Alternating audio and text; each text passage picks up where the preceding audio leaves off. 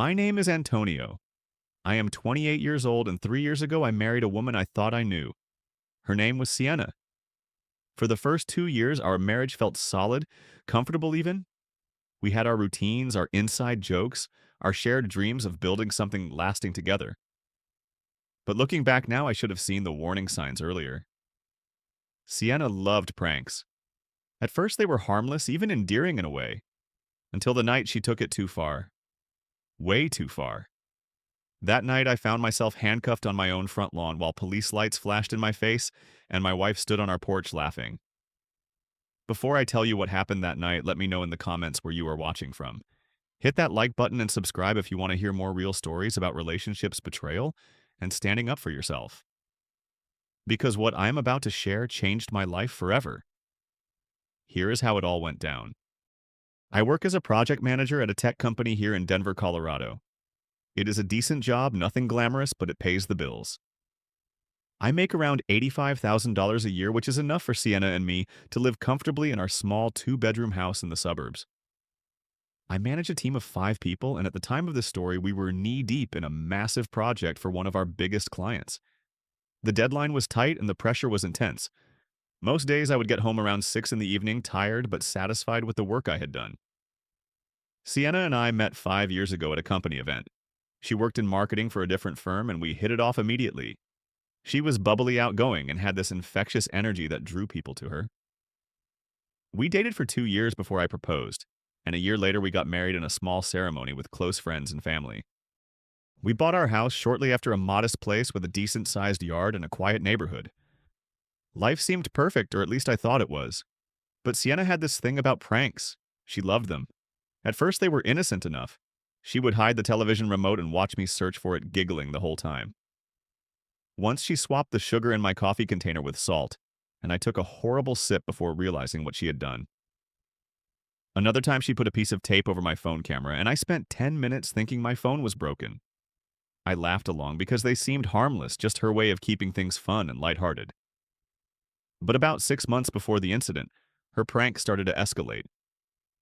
The first one that really bothered me was when she faked a pregnancy test. I came home from work one evening and she was sitting on the couch with this serious expression. She handed me a positive pregnancy test and said we needed to talk. My heart exploded with joy and terror all at once. I was not sure if we were ready for kids, but I was willing to step up. Then, after watching me stumble over my words for a solid 5 minutes, she burst out laughing and yelled, "Just kidding." I felt my stomach drop. The disappointment and confusion were overwhelming, but I tried to brush it off. I told myself she was just being playful. The next prank was worse. I was in the middle of an important meeting at work when my phone rang. It was Sienna, and she was sobbing hysterically. She told me she had been in a car accident and that I needed to come to the hospital right away. I went pale. I interrupted the meeting, apologized to my boss, and ran out of the office like my life depended on it. My hands were shaking so badly I could barely hold my phone as I called her back for more details. Then, as I was getting into my car, she appeared in the parking lot completely fine, laughing and filming my reaction on her phone. "Gotcha," she said like it was the funniest thing in the world. My coworkers had followed me outside and they all stood there staring at me with pity in their eyes. I was humiliated, but more than that, I was angry. Really angry. That night, I sat her down and told her the pranks were getting out of hand. I said, "Sienna, these are not funny anymore. You are scaring me, embarrassing me, and crossing lines that should not be crossed." She rolled her eyes and said, "You are too serious, Antonio. You need to learn to have fun." She promised she would tone it down, but I could tell she did not really mean it. And true to form, she did not change. Then came Tuesday, October 10th. I woke up that morning at 6:30, already dreading the day ahead. The deadline for our client presentation was that Friday, and my team had hit a snag with some software bugs that needed fixing. I knew I would be staying late at the office. Over breakfast, I told Sienna I might be late tonight, probably around 11 or midnight. She nodded and said, "Okay, no problem. I will wait up." I kissed her goodbye and headed out the door, not thinking anything of it. The day was brutal. Meeting after meeting from 9 in the morning until 5 in the evening. Then, when everyone else started packing up to go home, my team and I stayed behind to troubleshoot the bugs. At 7 in the evening, I called Sienna to let her know I would be even later than expected. Honey, I am still at the office. Going to be later than I thought, I said. Her voice sounded normal, maybe even a little cheerful. All right, be safe. Love you, she replied. I thought nothing of it. By 10:30, we finally cracked the problem. I was exhausted, mentally drained, and all I wanted was to go home, take a hot shower, and collapse into bed. I packed up my things, shut down my computer, and sent Sienna a quick text. On my way home. Be there in 20 minutes. She did not reply, but I figured she had already fallen asleep. The drive home was quiet. The streets were mostly empty, just the occasional car passing by.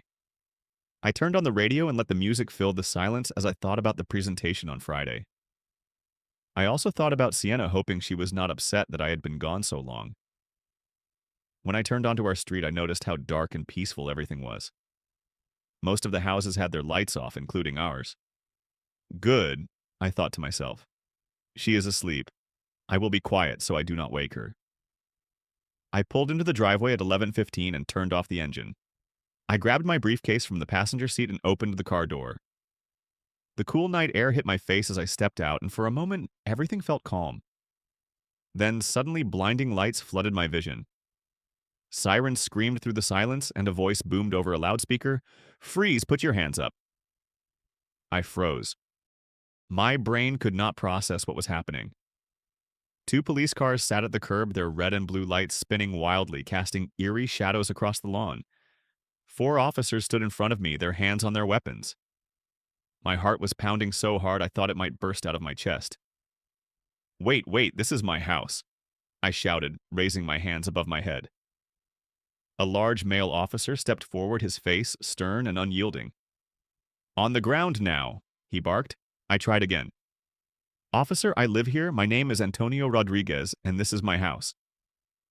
But he was not listening. I said, "Get on the ground." He repeated, his voice louder this time. I dropped to my knees, my hands still raised above my head. The grass was damp and cold beneath me, soaking through my work pants. "Please check my identification." "It is in my wallet," I begged. But before I could say anything else, the officer shoved me forward, forcing me onto my stomach. I felt his knee press into my back as he yanked my arms behind me. The cold metal of the handcuffs bit into my wrists, tight and unforgiving. I winced at the pain, but did not resist. I was too confused, too terrified to do anything but comply. "What is your name?" a female officer asked as she knelt beside me and pulled my wallet from my back pocket. "Antonio Rodriguez." I gasped, my face pressed into the grass. "This is my address. Check the license." She flipped through my wallet and held up my driver's license. "He is telling the truth," she said to the other officers. "This is his address." The male officer who had cuffed me looked down at me with suspicion. "We got a call about an intruder trying to break into this house," he said. "An intruder," I shouted. "I am not an intruder. I live here. My wife is inside." At that moment, the front porch light flickered on.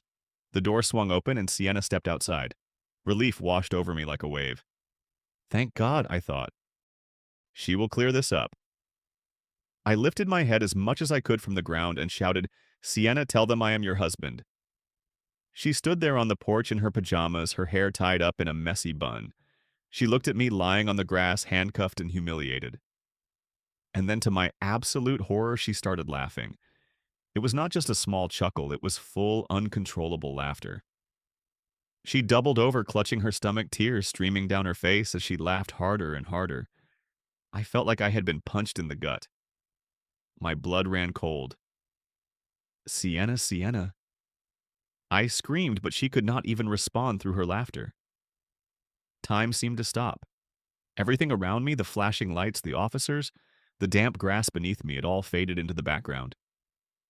All I could focus on was my wife standing there on our porch, laughing at my pain. Finally, through her laughter, she managed to speak. "Oh my God, you should see your face," she said, waving her hand dismissively at the officers. "It is okay, officers. He is my husband." She was still giggling.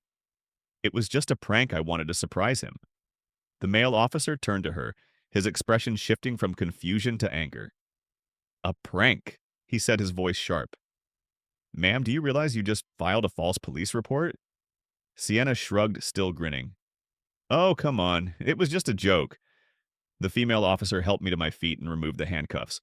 My wrists were red and throbbing, the skin already beginning to bruise. I stood there rubbing my wrists and staring at Sienna like I had never seen her before. The male officer was not done. He stepped toward Sienna, his voice stern. Ma'am, this is not a joke. Filing a false police report is a serious offense. We thought there was a real intruder. Someone could have been hurt. Sienna waved him off. Oh, please, nobody got hurt. Antonio, tell them it is fine. But I could not speak. I just stood there, my mind racing, my heart aching. Around us, the neighborhood had come alive. Lights were turning on in houses up and down the street. I saw Mrs. Henderson, the elderly woman who lived next door, standing on her porch with a shocked expression. Across the street, Mr. and Mrs. Kim were peering out their window. Everyone was watching. Everyone had seen me, their neighbor, handcuffed on my own lawn like a criminal. The humiliation was suffocating. The female officer turned to me, her voice softer now. Sir, are you okay? Do you want to press charges? I looked at Sienna. She had stopped laughing now and was staring at me, suddenly realizing that maybe this had gone too far. Press charges, she said, her voice uncertain. For what? The officer did not take her eyes off me. Filing a false police report is a misdemeanor, ma'am. He has every right to press charges. Sienna scoffed. Oh, please. Antonio, tell them it is fine. But I said nothing. I just stood there, staring at the woman I had married, the woman I had trusted, the woman I had built a life with. And in that moment, I did not recognize her. I did not recognize the person who could humiliate me like this and call it a joke. The silence stretched on, thick and uncomfortable. Finally, I spoke, my voice cold and steady. I need to think. The officer nodded. Take your time, sir. Sienna looked at me, her face pale now. Antonio, come on, she said. But I turned and walked toward the house without another word. I went straight inside, ignoring Sienna as she followed behind me, calling my name. Babe, come on, do not be mad, she said, her voice tinged with desperation now, but I did not respond. I walked up the stairs to our bedroom and pulled a duffel bag from the closet. I started throwing clothes into it. A few shirts, a couple pairs of pants, underwear, socks. Then I grabbed my toiletries from the bathroom, my laptop, and my phone charger. Sienna stood in the doorway watching me with wide eyes. Where are you going? She asked. I did not answer. Antonio talked to me. It was just a joke. I zipped up the bag and turned to face her. For a moment, I just looked at her, really looked at her. And then I said, my voice calm but ice cold, a joke is when both people laugh, Sienna. I was not laughing. The officers were not laughing. Our neighbors were not laughing. You were the only one laughing. She opened her mouth to respond, but I cut her off. You are overreacting, she said, but even she did not sound convinced anymore. I picked up my bag and walked past her down the stairs and out the front door. She followed me, her voice rising. Where are you going? Do not leave. I opened the car door and tossed the bag into the back seat. I am staying at a hotel tonight, I said without looking at her. A hotel, she shrieked. Over this? I got into the car and started the engine. Sienna stood on the porch, her arms wrapped around herself. Fine, go. But you are being ridiculous, she shouted. I did not respond. I just backed out of the driveway and drove away, refusing to look back. I drove to a Holiday Inn about 2 miles away and checked into a room on the second floor. Room 237. I sat on the edge of the bed staring at the bland hotel room walls and tried to process everything that had just happened. My wrists still ached from the handcuffs, and I could see the red marks starting to darken into bruises. I did not sleep that night. I just lay there staring at the ceiling, replaying the events over and over in my mind. By 6 in the morning, I had made my decision. I called my boss and told him I needed a personal day. He was understanding, no questions asked. Then I opened my laptop and started searching. Filing false police report consequences. How to press charges for false police report. Divorce lawyer, Denver, Colorado. I read article after article, taking notes, formulating a plan.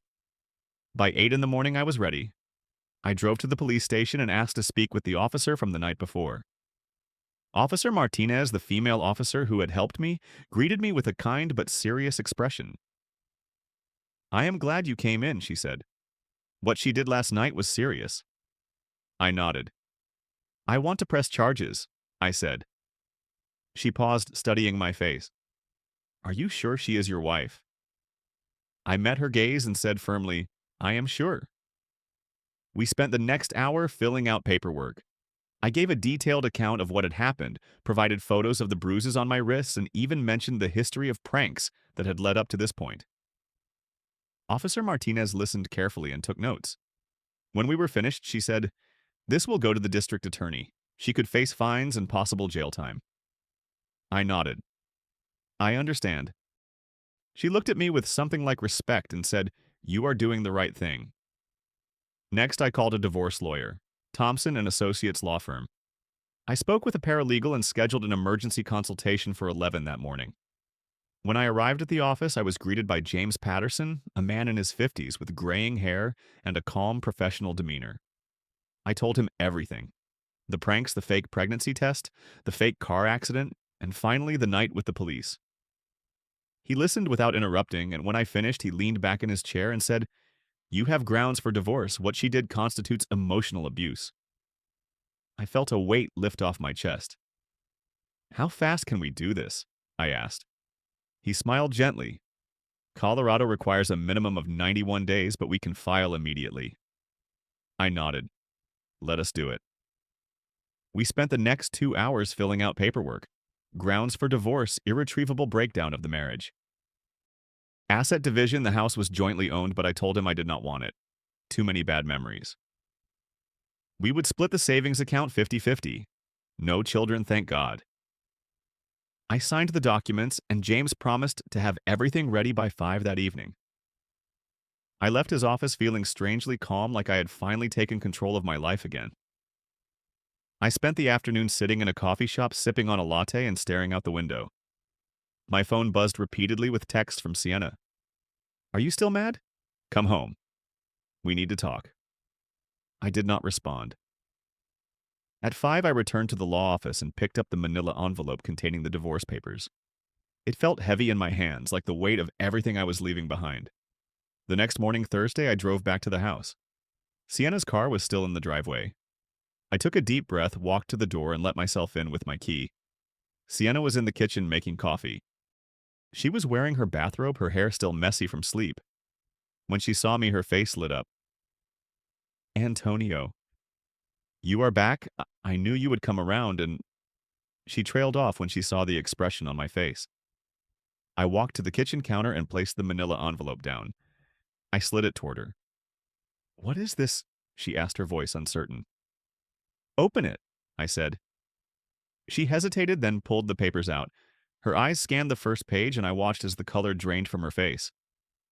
"Petition for dissolution of marriage." She read aloud, her voice barely a whisper. "What? What is this?" I kept my voice calm and steady. "I am divorcing you, Sienna." Her head snapped up. "What?" "Over a prank." I shook my head. "It was not a prank. It was humiliation. It was abuse." She scoffed, but there was fear in her eyes now. "Abuse, do not be dramatic." I continued, my voice unwavering. "I also pressed charges yesterday for filing a false police report." That stopped her cold. You pressed charges?" she stammered. "Antonio, you cannot be serious." Tears started to well up in her eyes. "It was just a joke. I did not mean—" I cut her off. "You did not mean to humiliate me in front of our neighbors. You did not mean to have me handcuffed on our lawn. You did not mean to waste police resources." I paused, letting the words sink in. "When does it stop being a joke, Sienna?" She was crying now, real tears streaming down her face. "I am sorry. I am so sorry. Please do not do this." But I had already made up my mind. "I asked you months ago to stop. You did not listen. You crossed a line I cannot come back from. My lawyer will be in touch." I turned to leave, but she grabbed my arm. "Please do not do this. I love you." I gently removed her hand from my arm and looked her in the eyes one last time. If you loved me, you would not have done this, I said. Then I walked out the door and got into my car. In the rearview mirror, I could see her standing in the doorway sobbing, but I did not look back. That chapter of my life was over. The weeks that followed were a blur. I moved into a small one-bedroom apartment downtown on the ninth floor with a view of the mountains. It was minimalist, simple, and peaceful. I spent the first week processing everything, letting myself feel the sadness, the anger, and the strange sense of relief that came with it all. Sienna was officially charged with filing a false police report. She called me multiple times begging me to drop the charges, but I refused. My lawyer advised me to stay strong, and I did. By the third week, Sienna had her court appearance. She was fined $1,500 and placed on probation. Word spread quickly among our mutual friends, and people started taking sides. Some thought I had overreacted, that I should have just forgiven her. Others understood why I had done what I did. Honestly, I stopped caring about other people's opinions.